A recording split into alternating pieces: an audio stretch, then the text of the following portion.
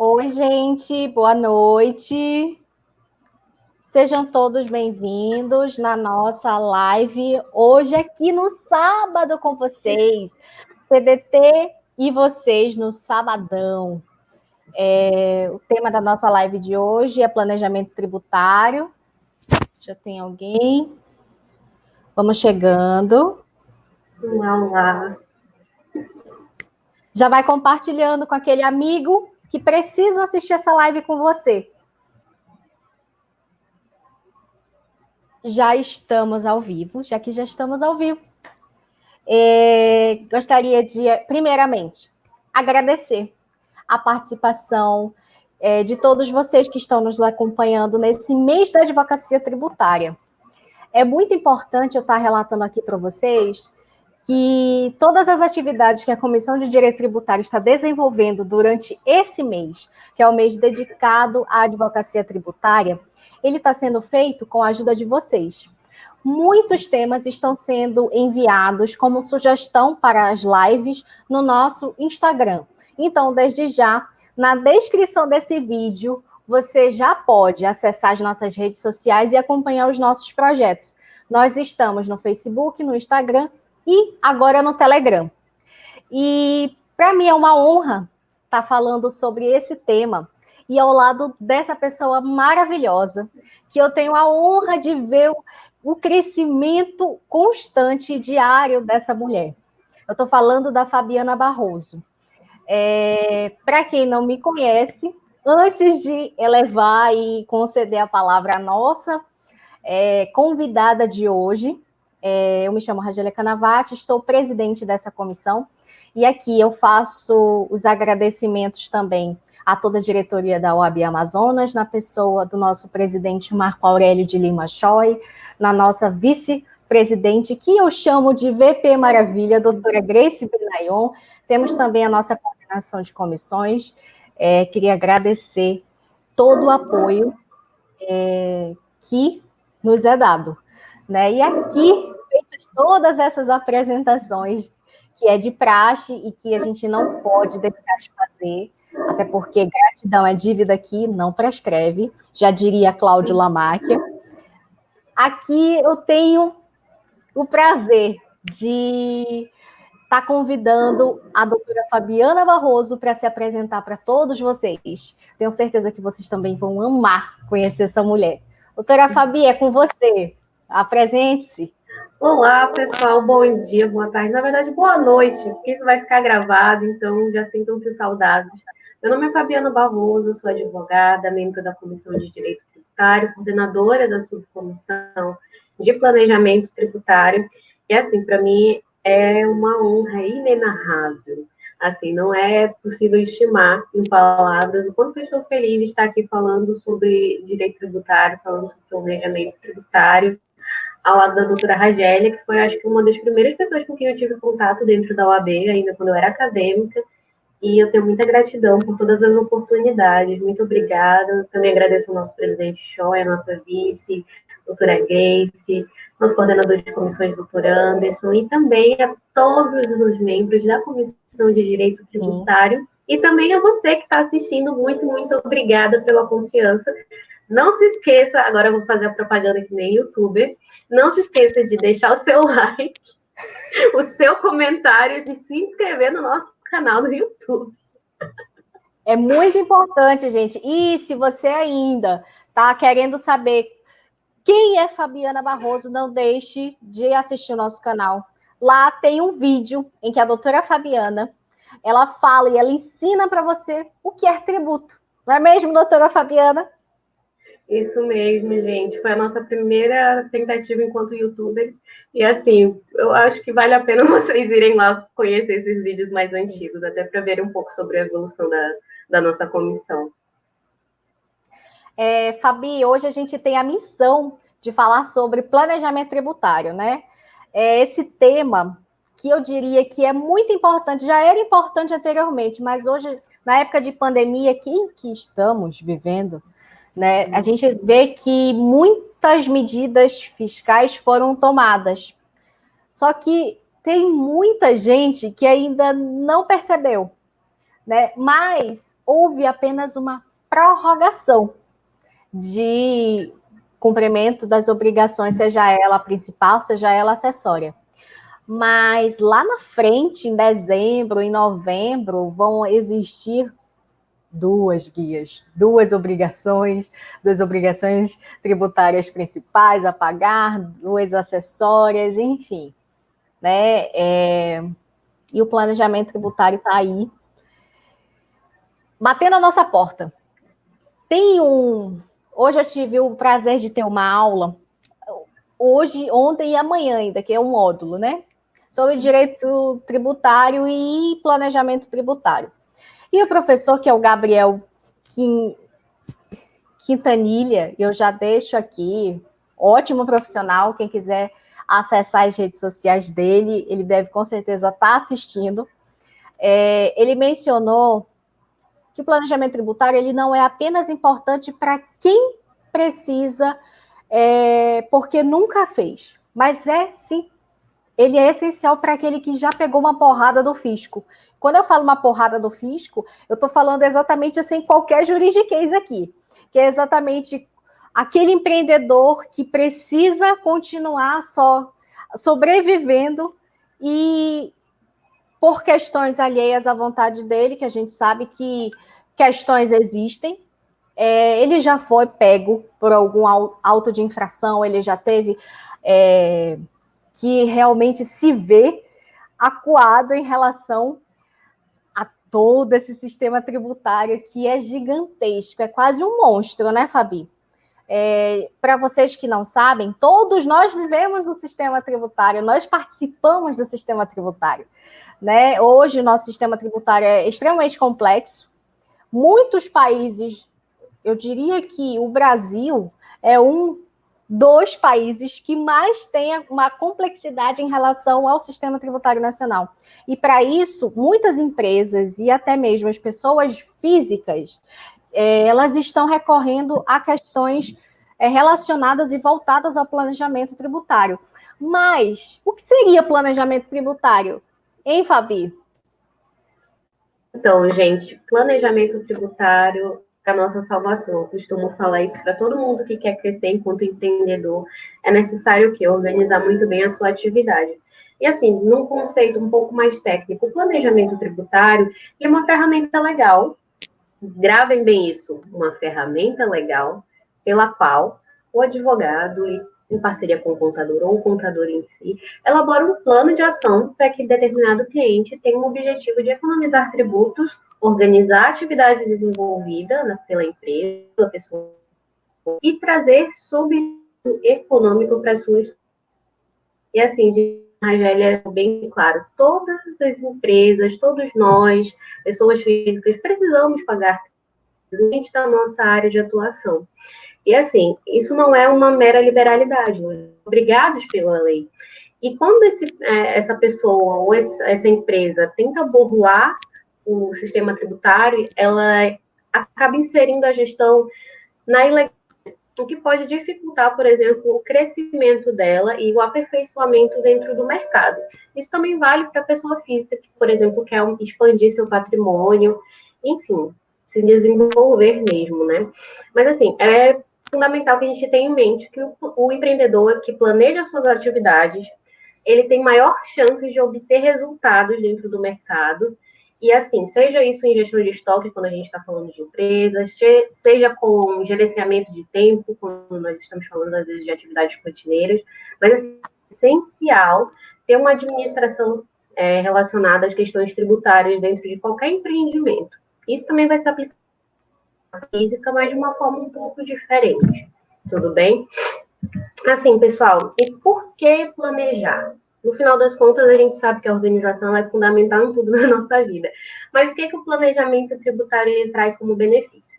A redução da carga tributária, que vai envolver, às vezes, quando a gente trata de empresa, um percentual de 34% da operação, e assim, gente, isso faz uma diferença no final do ano, no balanço da empresa gigantesca.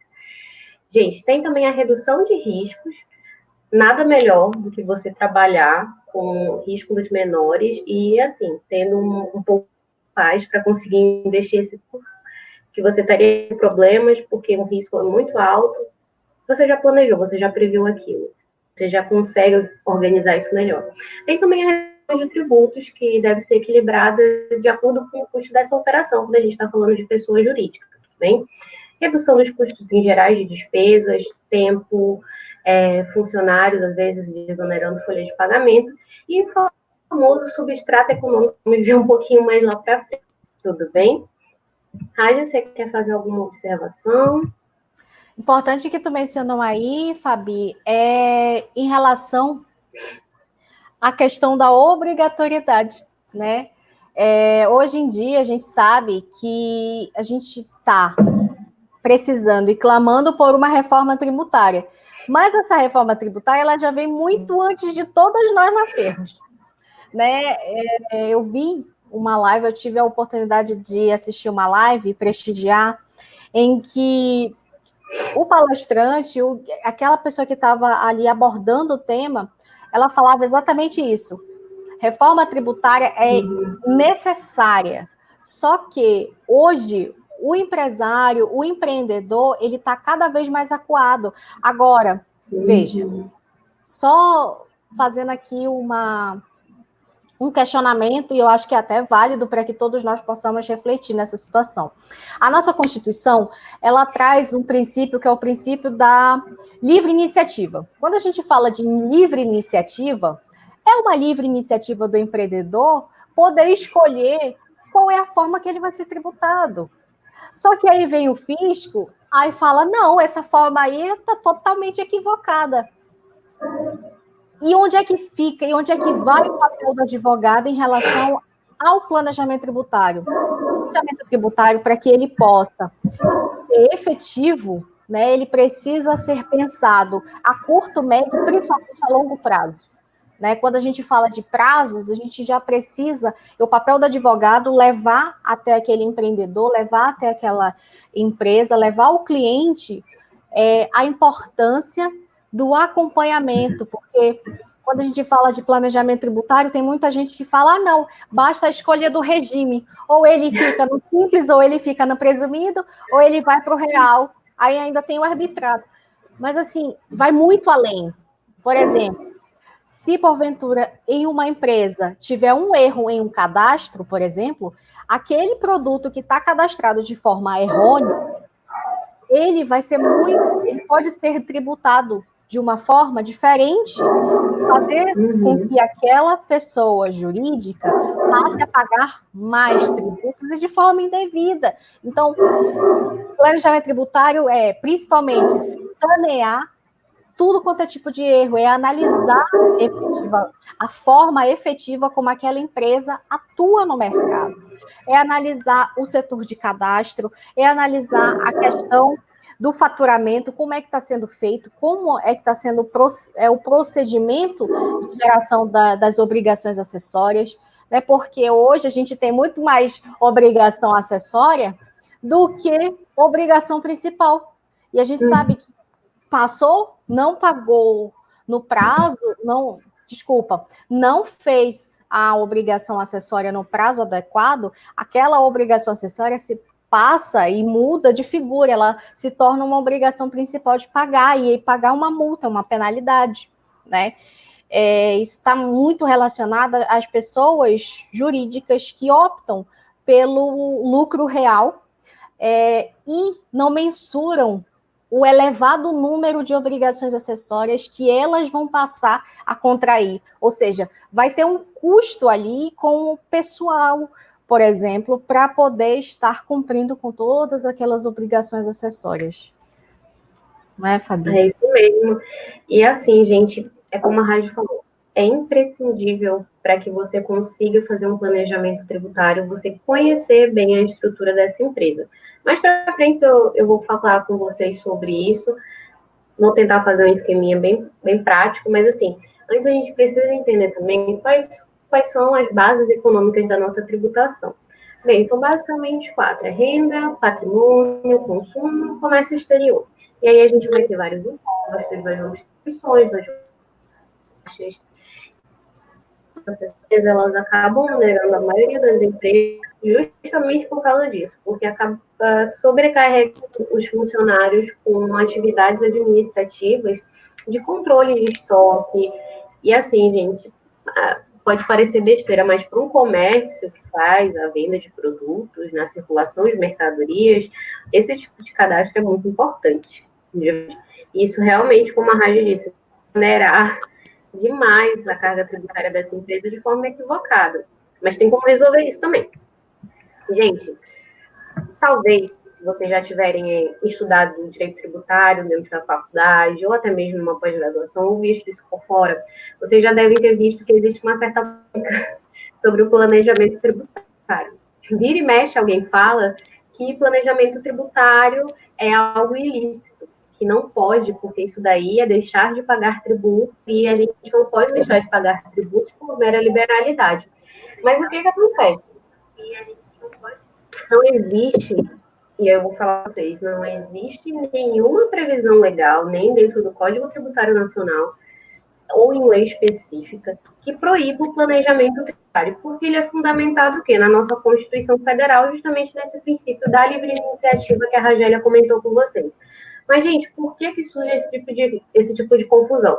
Porque tem gente que confunde, na verdade, o Instituto da Ilusão Fiscal com a elisão, com a evasão, e o planejamento tributário está no meio disso tudo, e as pessoas ficam apavoradas, e não é assim, não é estranho vocês verem empresários com medo de implementar isso nas empresas, justamente porque eles às vezes se sentem acuados, com medo, porque o computador já falou, ou um advogado que estava cuidando da empresa antes já falou que isso daí é errado. Mas assim, gente, vamos fazer a diferenciação, e aí eu vou explicar para vocês onde que o planejamento tributário vai se encaixar.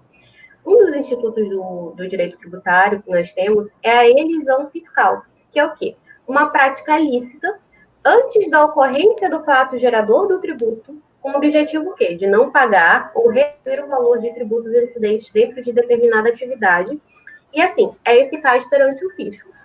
Ou seja, vocês viram ali que a gente falou que, eu falei para vocês que é uma prática lícita. O planejamento tributário é uma atividade legal. Então, você já consegue ver que elisão fiscal e o planejamento têm uma conexão? É exatamente isso. O planejamento tributário, ele surge desse conceito, então eles vão estar vinculados de forma direta. Elisão fiscal, planejamento tributário, práticas lícitas. Tudo bem? Pessoal, mas aí as coisas às vezes dão um pouco errado. E aí, às vezes, o contribuinte ele comete umas práticas abusivas. E aí, no caso, nós temos a elusão fiscal, que é justamente essa prática abusiva de direito antes da ocorrência do fato gerador, porém, ela é baseada numa simulação de negócio jurídico e não tem eficácia perante o fisco. A Ragélia vai dar um exemplo disso daqui a pouco para vocês, muito bom. A gente estava conversando sobre isso antes, sensacional. Assim, você já consegue visualizar que a elusão, por ser uma prática abusiva e uma simulação de negócio jurídico, ela não é eficaz junto ao fisco porque ela não é legal, tudo bem? Então, planejamento tributário não é simulação de negócio jurídico, tudo bem? Beleza. Fabiana, e evasão fiscal? Evasão fiscal, gente, é uma prática criminosa. E assim, ela ocorre aonde? Após o fato gerador ter sido praticado pelo cliente, e ele é considerado uma sonegação, ou seja, amigos, é crime contra a ordem tributária, tudo bem? E também não pode ser vinculado ao planejamento tributário justamente porque ele é uma prática criminosa, tudo bem? Então, amigos, esqueçam essa ideia fajuta que as pessoas têm de dizer que planejamento tributário e elisão fiscal não pode. Tudo bem? Pode, deve, porque isso é um direito fundamental do contribuinte. Tudo Sim, bem? Muito importante, Fabi, tu mencionar isso. É muito, assim, foi uma das coisas que eu mais gostei de ver durante o período da pós-graduação, porque eu acho incrível a possibilidade de a gente conseguir trabalhar com o nosso sistema tributário do jeito que ele está, de uma forma saudável para o empresário, sabe? Óbvio que a gente precisa de reformas, mas precisamos de reformas seguras. Sim. Então, a gente vai começar com isso lá para frente. Então, vamos lá, gente. Evasão fiscal é o quê? Igual a sonegação. Crime contra a ordem tributária, tá? Previsto em lei especial, que é o 8.137, acho que de 90, se não me falha a memória, aí eu já não vou... Tá certo. Digam aí, tá bom? Gente, nós temos a ilusão, que seria uma simulação a simulação de um negócio jurídico, e aí ela vai estar atacando o quê? A teoria do propósito negocial. E está, assim, elencado lá no 116 do CTN, se eu não estou enganada. E temos a ilusão fiscal que, pasmem, gente, o planejamento opera com ela, e é um limite seguro para atuação antes da ocorrência do fato gerador. Tudo bem? Você quer fazer alguma consideração sobre isso? Não, eu só estou realmente já me preparando, né, psicologicamente para dar os exemplos, até porque o nosso intuito em mencionar os exemplos não é ensiná-los a cometer o ilícito, por favor. Se vocês disserem isso, eu vou dizer que é mentira, tá gravado. Vai, Fabi, continua. Então, gente, bora lá. É importante que a gente entenda que o plano tributário ele tem que ocorrer antes da prática gerador. E por que isso é importante, Fabiana? Porque nós vamos ter o quê? Dentro da linha da existência do crédito tributário, né? Da origem da obrigação tributária. Nós temos uma hipótese de incidência, que é o quê? O texto abstrato da lei, que está lá passível de ser criada uma tributação sobre isso. Então, uma pessoa que tiver propriedade de um veículo automotor vai ser contribuinte do IPVA, porque está previsto lá na lei, justamente esse termozinho que eu falei para vocês. Quando eu pratico aquela atividade que está prevista na lei, eu pratico um fato gerador, e aí eu já consumei, entendeu? Esse que é o problema. A elisão, ela vai estar antes disso, entre a hipótese de incidência e o fato gerador. Bem aqui no meio, gente. Uma forma bem eficaz de organizar a atividade empresarial. Também da pessoa física, tem como fazer isso. Mas, assim, o que é importante vocês entenderem? É que tá na dúvida se realmente é uma opção de planejamento tributário lícito, veja a ocorrência do fato gerador, se já teve ou não, se já teve lançamento tributário, porque se já teve lançamento tributário, possivelmente é uma evasão ou uma ilusão fiscal, tá bom? E aí você já sabe que a empresa está correndo um risco, ou a pessoa física.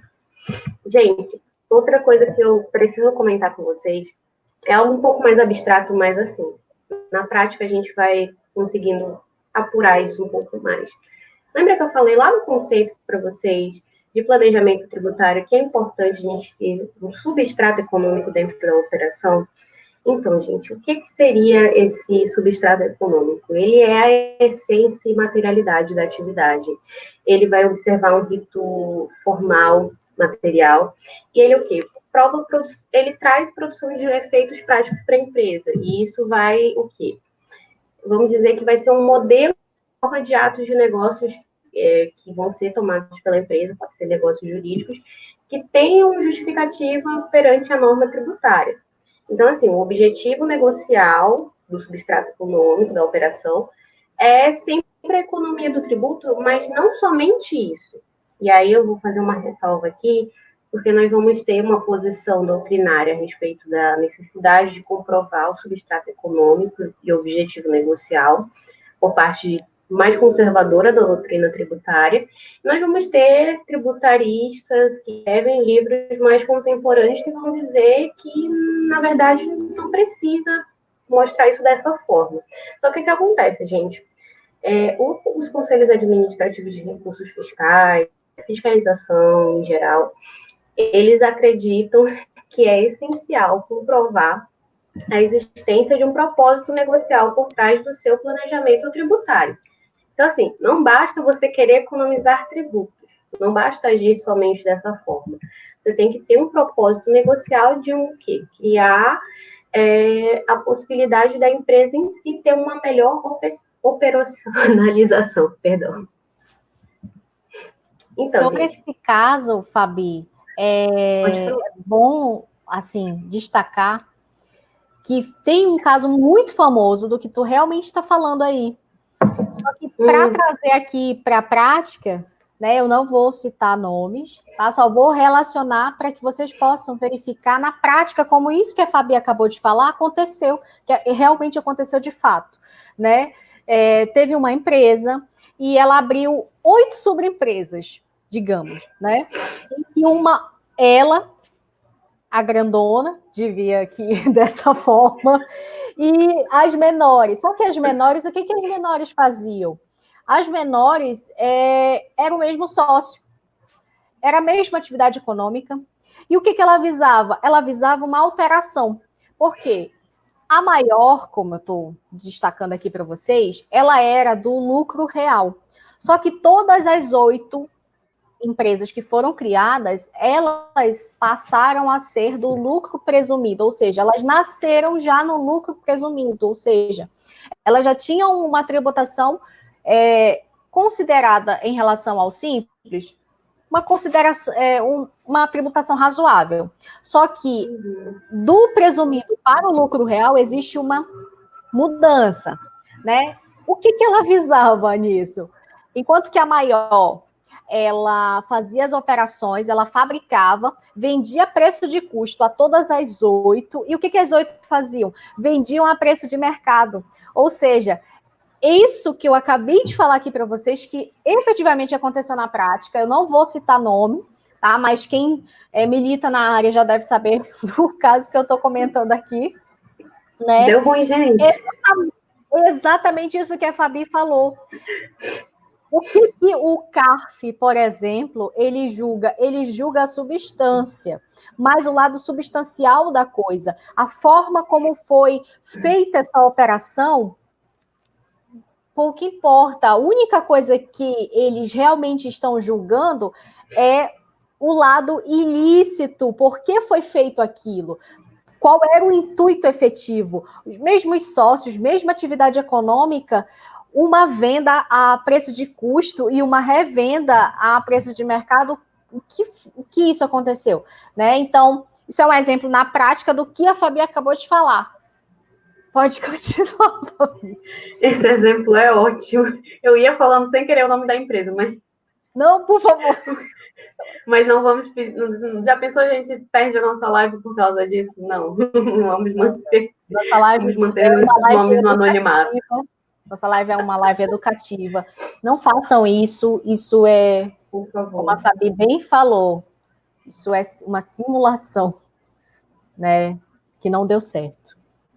Sim, e assim, gente, a ausência de propósito negocial é algo tão sério que a administração tributária vai presumir de forma muito incisiva de que aqueles atos jurídicos praticados pela empresa ou pelo contribuinte, pessoa física, é fingido, simulado, ou seja, que não há transparência. E, gente, isso é prova suficiente para que eles considerem que houve uma fraude ou simulação. Justamente aquilo que a gente estava falando aqueles 3 nomezinhos que eu falei para vocês, ilusão e evasão fiscal, pois é.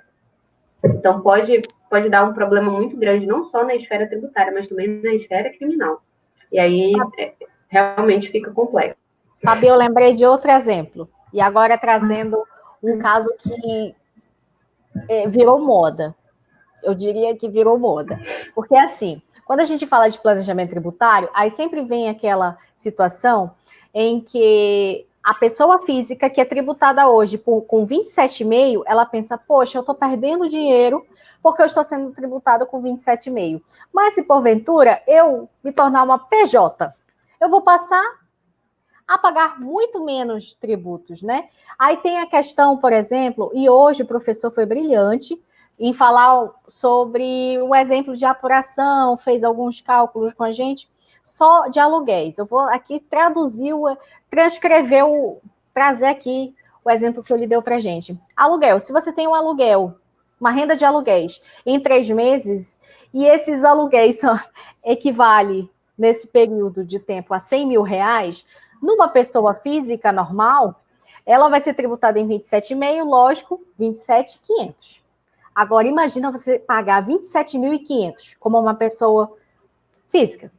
Aí, levando isso para o presumido, já que é serviço, a base de cálculo você precisa verificar a questão da tributação, uma prestação de serviço, 32%, aí tu vai. Ah, mas aí, Ragélia, e foi esse questionamento que o professor fez, né? Tem CSLL, tem PIS, tem COFINS, só que tudo isso só vai ser tributada, aquela PJ no lucro presumido, trazendo aqui para vocês, só vai ser tributada em 11,3%. Ou seja, de 27,5% para 11,3%, e olha que eu falei CSLL, PIS, COFINS e o imposto de renda. Né? Então, tudo isso, aí brilham os olhos, não, eu vou me tornar uma PJ. O futuro é CPJ. Só que isso, gente, eu trago aqui um exemplo para vocês que não deu certo, tá? Não vou citar nomes de novo, mas é muito famoso. É o seguinte, é um apresentador, é um apresentador, não é, Fabi? Eu acho. É. Um apresentador.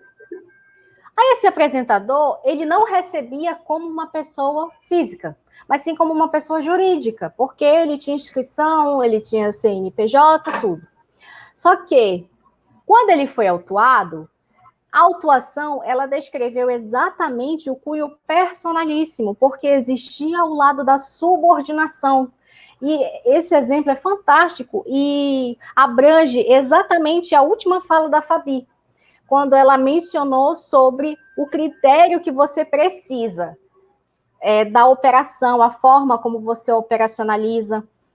Então, ele foi tributado, foi condenado a pagar o retroativo. Agora imagina, paga-se o retroativo de todos aqueles anos que você não contribuiu de forma correta, ou seja, ele saiu de uma PJ, diria que tacitamente aqui para vocês, só para que vocês possam compreender aqui os fatos.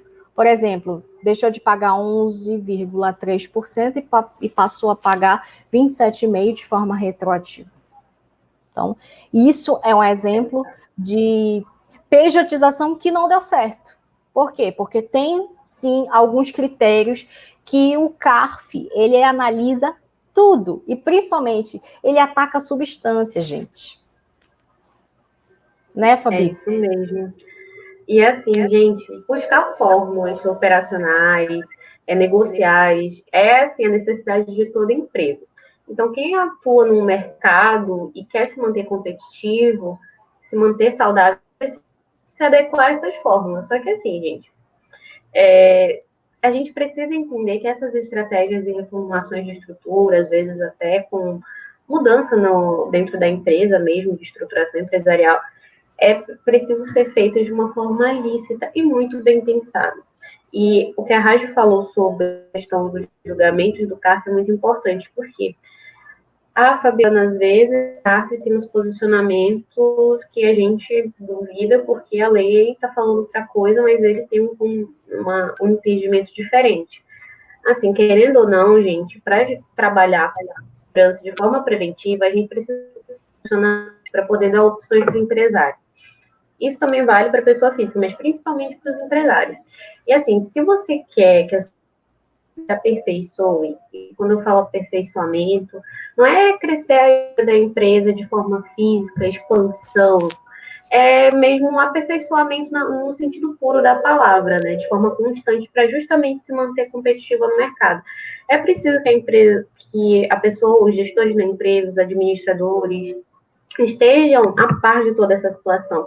E o papel do advogado tributarista é fundamental, porque a gente tem que conhecer a atitude do nosso cliente desde antes dela surgir, o que é que fundamentou o surgimento dessa atividade e a forma com que ela é desenvolvida.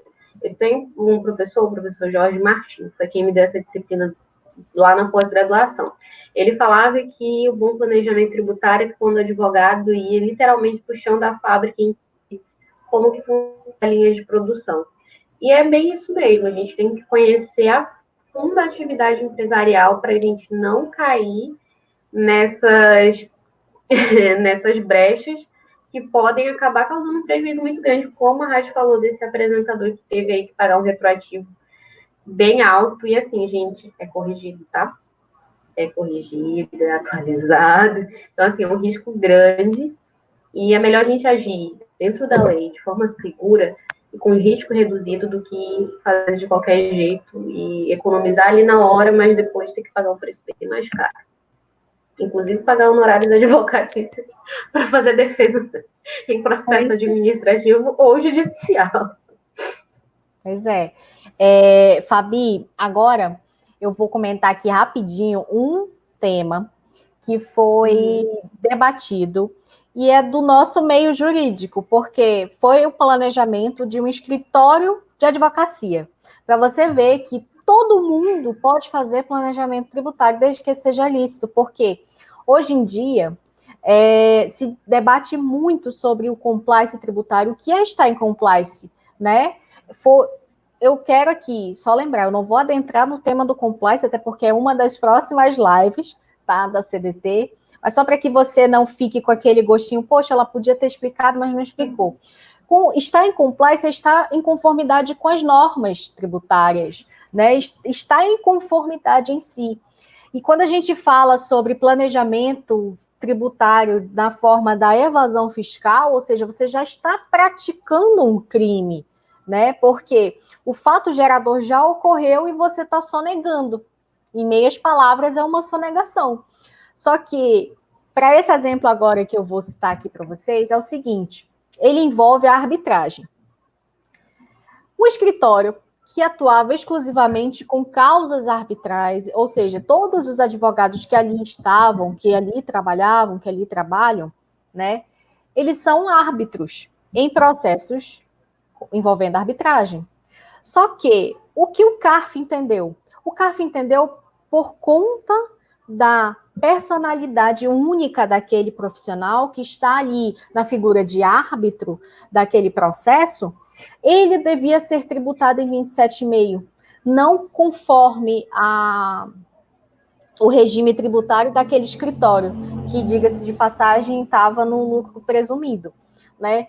Ou seja, existe um impasse, né? Então, a questão da personalificação, eu preciso realmente, como é que nós, enquanto advogados, nós vamos representar um determinado escritório. Só que o conselho de contribuintes, ele já tem o entendimento de que aquilo ali é ilícito. E agora, como é que eu fico? Eu fico numa corda bamba, porque eu não sei o que eu faço.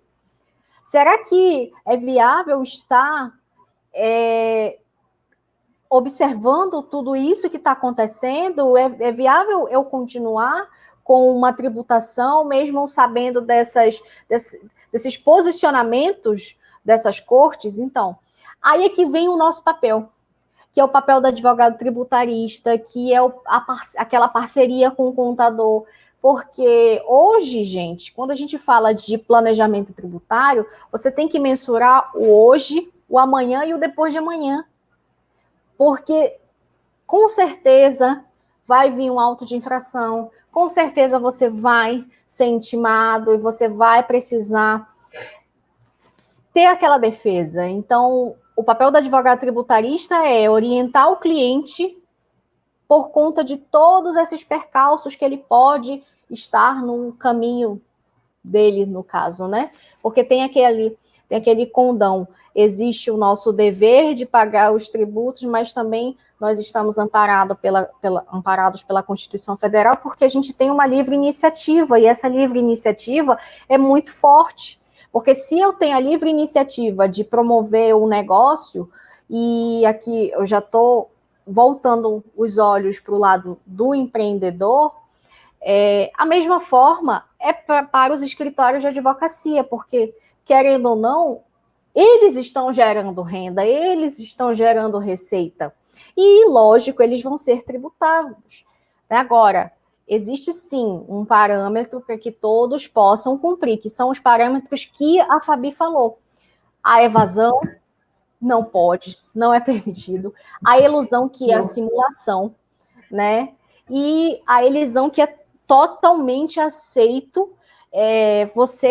Se você fizer um planejamento tributário baseado de forma elisiva, que é o planejamento que a gente chama de planejamento elisivo, ele vai estar em conformidade, ou seja, ele vai estar em compliance tributário, né? É isso. Eu espero que todo mundo tenha entendido o exemplo. Gente, esse tema, eu e a Rajita, a gente estava conversando justamente sobre isso antes da live. E assim, o conselho administrativo, nesse caso, ele teve um posicionamento, assim, eu vou dizer que um tanto quanto impreciso, porque assim, a gente sabe que dentro assim, da atuação do advogado no mercado arbitral, e aí eu vou falar aqui das câmaras de arbitragem, assim, existem algumas opções de como você pode atuar. Você pode atuar como árbitro, ou seja, você se cadastra dentro de uma câmara arbitral e aí você vai para um cadastro geral. Você também tem um cadastro dentro dessas câmaras geral de advogados de determinadas áreas. E aí você diz lá do que você pode ser especialista, para eventualmente uma pessoa olhar o banco e talvez te escolher para ser ali advogado ou árbitro dentro de uma resolução de uma questão muito específica. E nós temos também a questão da cláusula contratual, que é no caso de uma empresa que tem ali um contrato, e aí ela diz, ó, a gente não vai resolver a nossa situação no judiciário, a gente vai para a justiça arbitral, justamente porque é o que? Um pouco mais rápido, a gente consegue ter especialistas trabalhando sobre esse assunto, e é mais rápido, a gente tem também a segurança jurídica, que tem a sentença judicial para resolver esse problema. E dentro dessa cláusula, a gente tem a possibilidade do empresário elencar quem vai ser o advogado enquanto pessoa física que vai dar, ou quem vai ser a banca, pessoa jurídica, eu falo de PJ de curso de advogados, tá? Que vai estar acompanhando esse processo. Então, pode ser que essa empresa já tenha, por exemplo, o acompanhamento desse grupo de advogados dentro dessa sociedade, antes mesmo de já ter feito a recepção desses valores, né? E tem a questão de você estar num banco geral, que foi para uma situação extremamente pontual que você foi selecionado. Você consegue ver de formas muito pontuais. É uma atuação enquanto pessoa física, a tributação vai ter que ser de pessoa física, a alíquota vai ser de pessoa física e tem a de pessoa jurídica, enquanto sociedade de advogados. E para a gente isso traz uma. Porque o que acontece? Essa é uma área do direito que tem crescido bastante aqui no nosso país. Que o nosso estado do Amazonas está encaminhando para isso também. E a tendência é que daqui a uns 10 anos a gente já esteja com isso em todos os contratos, com todas as empresas. Mas o que acontece?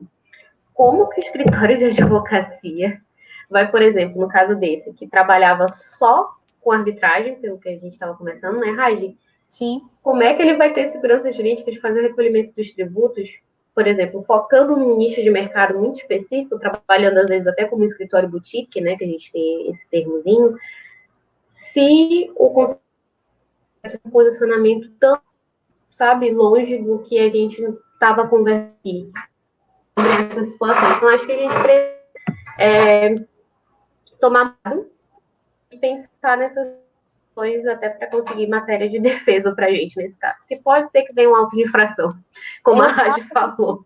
É exatamente isso. Ninguém está inerente às questões do fisco. O fisco, ele sempre vai estar na cola, sempre vai estar na nossa cola. Quando eu falei no início da live em relação a todas essas prorrogações das obrigações, lá na frente, a empresa, se ela não tiver um planejamento hoje, fazendo um planejamento hoje, será que realmente ela está provisionando valores para pagar, para conseguir pagar lá na frente? Isso é planejamento tributário, e eu não estou falando de troca de regime, até porque não dá mais tempo para trocar de regime, né? O Simples já esgotou o prazo, né? Só para que vocês possam observar como o planejamento vai muito além da questão de regime, gente. Você também deve verificar as questões de isenção, questão de imunidade. Tem empresa que sequer sabe que existe hipóteses de incidência que são isentas, ou seja, tem algumas operações que elas estão ali realizando que aquela operação é isenta. Tem a questão da Zona Franca de Manaus. Ontem nós tivemos uma live brilhante sobre Zona Franca de Manaus, sobre tributação da Zona Franca. É outra realidade. Então, as empresas daqui, elas precisam estar em conformidade, precisam estar em compliance, mas observando a questão da Zona Franca, a questão da isenção dos impostos daqui. Assim, falar de planejamento tributário sem mencionar que o nosso sistema tributário é totalmente complexo e que realmente você precisa estar acompanhado tanto do contador quanto do advogado tributarista, porque o contador ele vai fazer a apuração dos tributos para você, só que ele não tem o condão para traduzir e interpretar a lei, até porque a lei, muitas vezes, a lei ela não muda. O legislativo ele demora muito para mudar uma palavra, mudar. E aqui, o exemplo mais clássico disso é a questão da essencialidade do IPI e a questão da essencialidade do ICMS. Uma simples palavra muda tudo. Um é deverá e o outro é poderá. Então, vai muito além da interpretação. E quando a gente fala de interpretação, a gente já remete à questão da importância do advogado estar sempre se mantendo atualizado, porque hoje em dia não dá para advogar, em direito tributário principalmente, sem conhecer o que pensa o CARF, o que pensa o STJ, o que pensa o STF, porque hoje, querendo ou não, que aqui eu posso até estar falando uma besteira, mas o legislativo ele não muda as palavras, mas o judiciário muda muito as interpretações. E quando ele faz essa mudança de interpretação, ele está legislando de forma indireta, porque ele está mudando a forma como se pensava. A professora Ana Paula Bismara, ela fala que um profissional hoje que trabalha com recuperação de crédito tributário, dentro do planejamento tributário de uma empresa, ele não tem mais condições de trabalhar só com a legislação.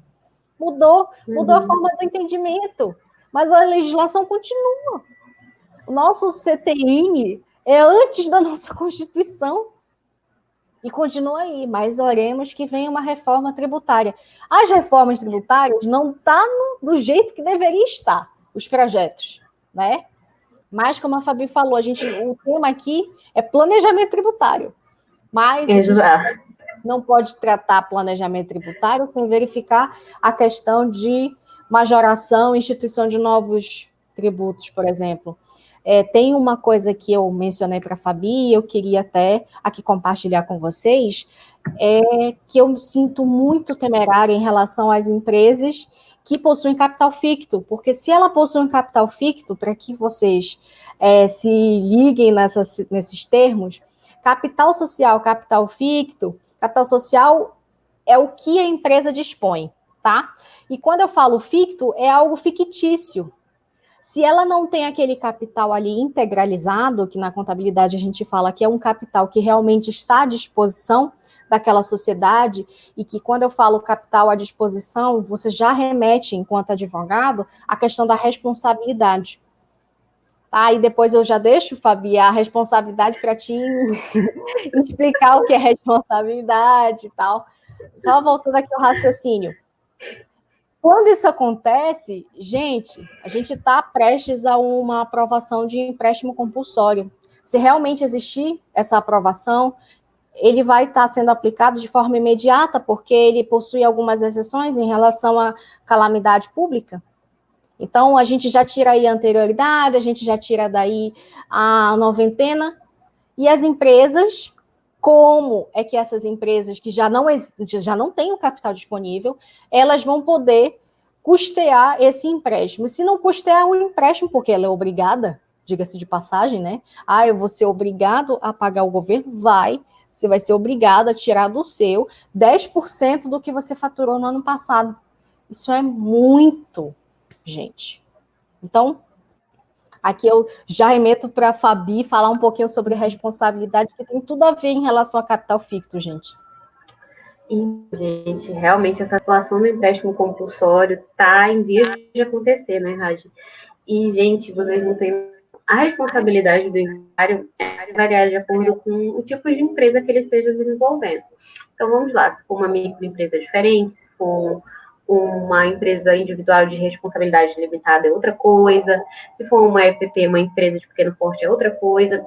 E assim, a responsabilidade dentro dessa situação, ela vai se estender. E o sócio pode sofrer com isso. E, gente, uma outra coisa que a Raíssa falou que eu fiquei também pensando é que nós temos um problema também relacionado à precisão técnica dentro das redações das nossas leis, né?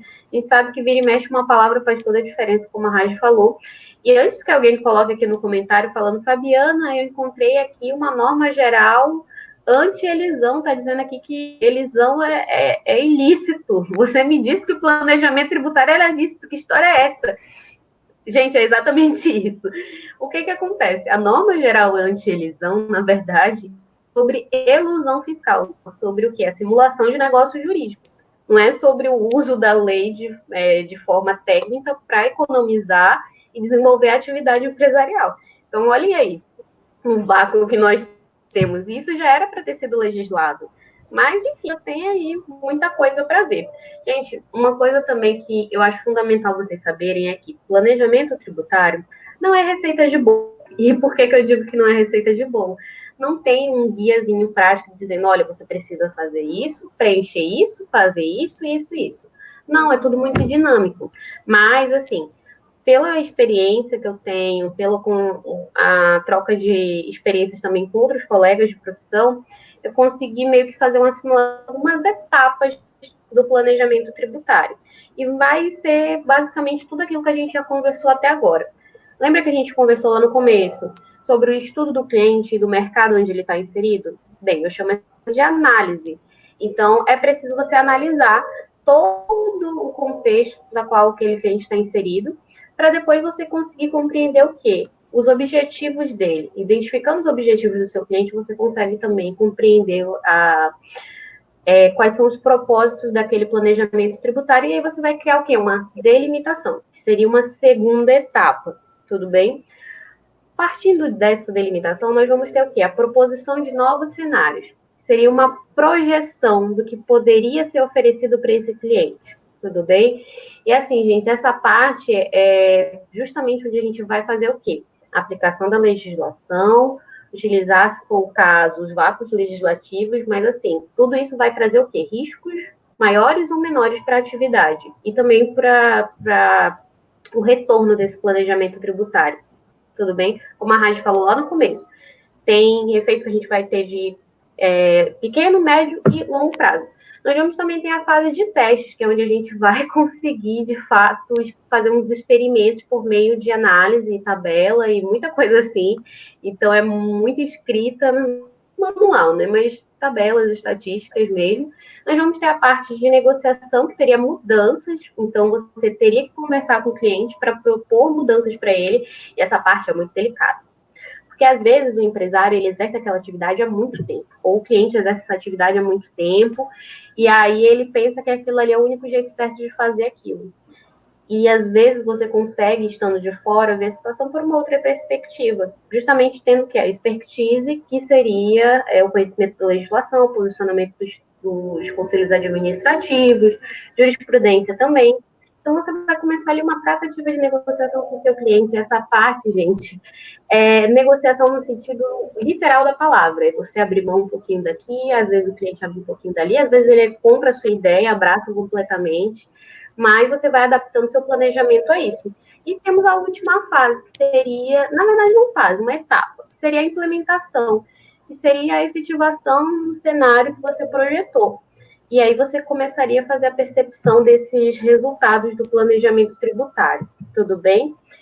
Gente, a gestão tributária, ela é fundamental e ela é fundada no quê? Na correção, na correta aplicação da legislação tributária, adoção de benefícios fiscais, como a Raji falou, na Franca de Manaus nós temos vários e tem muitas empresas que são beneficiadas e não sabem, e o advogado tributarista é fundamental para isso. Nós temos também as medidas administrativas e judiciais, que vai envolver recuperação de tributos, e aí a gente também tem algumas outras coisinhas, formas de planejamento, né, espécies de planejamento tributário. Seria a reorganização operacional, eu falei para vocês sobre entender a tributação da atividade, compreender se tem ali ou não algum crédito fiscal para ser restituído, reestruturação societária, que é uma outra coisa que vai vai exigir expertise do advogado também na área empresarial, que seria incorporações de empresa, transformações, e tem também ainda os planejamentos internacionais, que vai para aquelas sociedades de offshore, holdings e tradings, que eu já não vou dominar muito esse assunto, porque eu nunca fiz um planejamento tributário internacional. Mas a parte teórica é basicamente isso, se vocês quiserem pesquisar depois, é isso. Bem, Raj, eu concluo a minha fala aqui, se tem alguma consideração a fazer, algum exemplo a mais sobre isso? O último exemplo envolvendo advogados. Eu gosto desses. E aqui é muito importante, gente, só para a gente estar nos últimos finalzinho da live, é preciso falar e alertar. O papel do advogado, quando ele realiza um planejamento tributário, ele precisa sempre estar tudo escriturado, demonstrar tudo para o cliente, principalmente a questão de passar aquela informação para o cliente, mas transcreva no papel, porque existe a chamada responsabilidade de terceiros, a responsabilidade subsidiária. Eu lembro que não tem muito tempo não isso, viu? Mas advogados estavam sendo incluídos no polo ativo de execuções por conta de planejamentos tributários, dos quais os clientes, quando notificados, simplesmente mencionavam aquilo que o advogado se arrepia em audiência. Foi meu advogado que me instruiu a fazer isso. Gente, então, muita atenção, registrem tudo, formalizem tudo, vocês estão emitindo parecer. Peça para o cliente assinar, reconhecendo que ele está de acordo com aquelas sugestões. Porque o advogado nada mais produz do que sugerir algo ao cliente que vai desonerar a carga tributária dele. E isso é o planejamento tributário, essa é a forma como o advogado precisa. Tem a questão dos honorários, que foi muito bem falada aqui já numa live anterior com a doutora Aleph e o doutor Eduardo Maneira. Então, existem situações, mas essa situação específica da responsabilidade, registrem. Então, essa é a última dica, é o último exemplo que eu tenho para dar a todos vocês. Fabi, suas considerações finais, já estamos estouradas no Gente, tempo. nós já estamos quase uma hora, vamos lá, rapidinho. Eu só quero agradecer a todos que assistiram. Espero que vocês tenham tido uma boa noção do que é o planejamento tributário. Como eu falei, é algo um pouco abstrato, mas que na vida cotidiana a gente vai conseguindo perceber. Muito, muito obrigada, Raj, pelo convite. Muitos meus amigos da Comissão de Direito Tributário que estão aqui acompanhando, também os meus amigos. E é isso, gente. Eu vejo vocês. E não se esqueçam de se inscrever no canal, ative as notificações, deixe o like e não deixe de nos seguir nas redes sociais. Acho que agora eu já posso ser digital influencer. Já, amiga. Gente, para concluir aqui, eu só tenho que agradecer por vocês estarem acompanhando o nosso trabalho, por vocês estarem inscritos aqui nesse canal, por todos os comentários que a gente está recebendo aqui. Muito obrigado. Um obrigado muito mais especial, que a todos os membros da comissão que fazem desta comissão ser uma verdadeira família. E aqui eu falo abertamente para o Brasil inteiro. A CDT da OAB Amazonas existe e ela é movida por pessoas maravilhosas e que eu tenho a honra de trabalhar ao lado. Então, muito obrigada, meus amigos, por toda a força. A gente sabe que estar no ao vivo dá medo muito maior do que o presencial, né? Mas a gente está aqui superando, né, Fabi? Porque a gente está recebendo todas as energias de vocês. É nos comentários, é no WhatsApp. Então, muito obrigada, meus amigos. E é isso, gente. Tchau. Tchau, Fabi. Tchau, tchau. Até mais, gente.